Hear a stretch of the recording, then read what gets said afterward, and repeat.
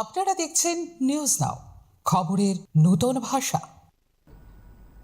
ত্রিপুরায় মাছ চাষের ক্ষেত্রে বিগত দিনের তুলনায় বর্তমান সরকারের আমলে অগ্রগতি কমেছে বলে অভিযোগ করলেন মৎস্যজীবী ইউনিয়নের নেতৃত্ব সুধন দাস। সংগঠনের সম্মেলন থেকে মৎস্যজীবীদের বিভিন্ন সমস্যা এবং দাবি দাওয়া তুলে ধরা হয়। তাদের দাবিগুলির মধ্যে রয়েছে মৎস্য বাজারগুলিকে আধুনিক ও স্বাস্থ্যসম্মত বাজার হিসেবে গড়ে তোলা, সমস্ত সরকারি ও আধা সরকারি জলাশয় মৎস্যজীবী সমবায় সমিতি অথবা মৎস্যজীবীদের হাতে তুলে দেওয়া এবং উপযুক্ত মৎস্যজীবীদের মাসিক ভাতা বাড়িয়ে 5,000 টাকা করা।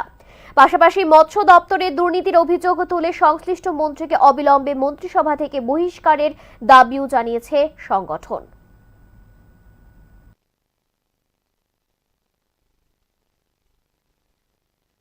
ইউনিয়নের ডাকে আমাদের রাজ্য দপ্তর আম্বেদকর ভবন আগরতলা আমরা একটি সেমিনার সংগঠিত করতে যাচ্ছি।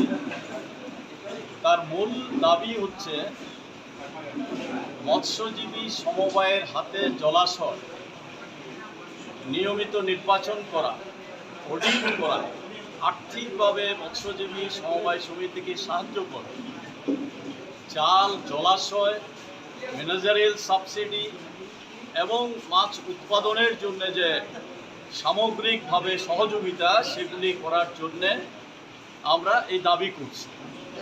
মৎস্যজীবী ইউনিয়ন দীর্ঘদিন ধরে